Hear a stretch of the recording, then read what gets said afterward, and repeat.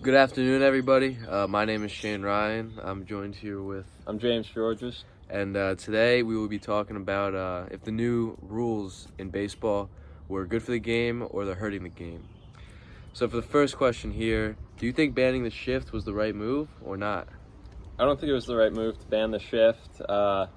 They made it so you have to have two infielders on the left side of second base and two infielders on the right side of second base. And they can't get in the outfield anymore. And you can't have your feet on the outfield grass. I think it takes away a lot of the strategy. If you have like a righty who likes to pull the ball, it's going to hit a lot of balls between the shortstop and the third baseman. And if you have a lefty who likes to pull the ball, a lot of the balls are going to go between the first baseman and second baseman, where in previous years you could throw your shortstop and like shallow right field. You can't do that now. I think I'd have to agree with you there. I mean, it takes away a lot of action in the game.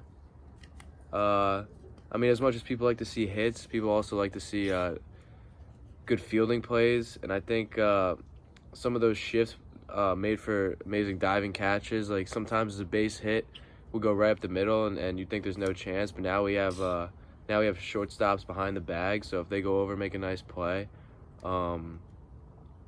It's fun to watch in a sense, but I think I do agree with them banning it because the game does need to grow, and the way the game grows is hits. So I don't know. I think I'm on the fence with that one. But we move into our next one here. Do you think the pitch clock was good because it has been hurting arms? So do you think that was the right move by the MLB or not?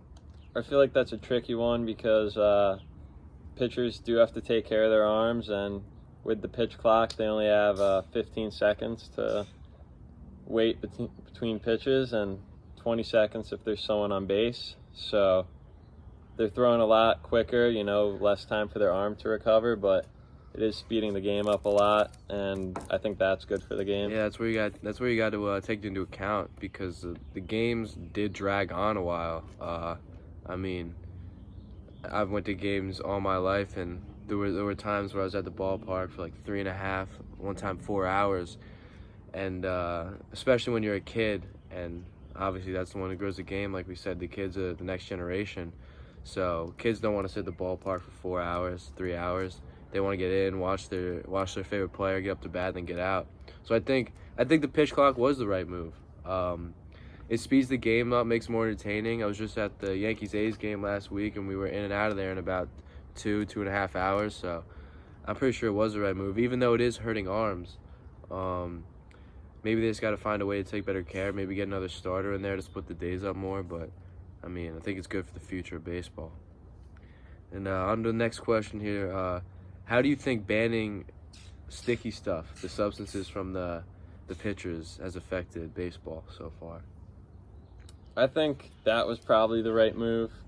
There was a lot of pitchers using like sweat and rosin or spider tack, I think was what Eric Cole was that's where it using. gets into it because Trevor Bauer made a nice video on YouTube about how he can just use sweat and rosin and stuck the baseball up and it didn't fall off his hand. So Yeah. that's where it gets tricky. So I think they should be allowed to use some type of substance so they're not overthrowing the ball or trying to put too much grip into it and hurting themselves. But Yeah, 'cause that was a big debate about a lot of them. A lot of them said once you couldn't use anything on your hands without getting thrown out. You have to grip it harder, throw the ball more, and that's when I think Tyler Glass now had to get Tommy John surgery because of that. yeah, and but without the sticky stuff, there's been less swing and miss by the batters and more balls in play. So I think that part's good for the game. But Definitely makes the game more exciting. yeah, That's all it really comes down to. Like baseball, not a lot of people. I shouldn't say no one. Not a lot of people would come to the game and want to see a pitcher's duel end in 1-0.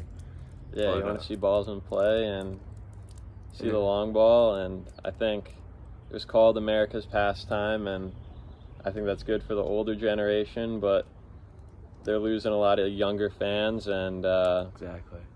yeah. Exactly. A lot of people are referring to it as like soccer, it's like hard to watch sometimes. Yeah, nobody likes soccer, and like everybody loves baseball. So Yeah. I don't know. I think the banning it was the right move because I mean, just when you look at the RPM numbers, when like guys, I mean, they haven't been tracking it for a while, but you could definitely tell off videos that guys back in the 90s and early 2000s weren't throwing as hard. Especially since they're throwing a lot harder now. You got guys throwing 100 in the regular. You got starters throwing 100. Yeah. So, I don't know, giving them that sticky advantage and having their off speed be that much dirtier probably isn't good for the game. Yeah, I think the batters might feel safer though with the sticky stuff, you know? Yeah. You don't want 105 coming at your head. That's true. Could ask Stanton about that. Don't talk about him. He sucks. Well, thanks, guys. Yeah, that wraps it up. Have a good evening.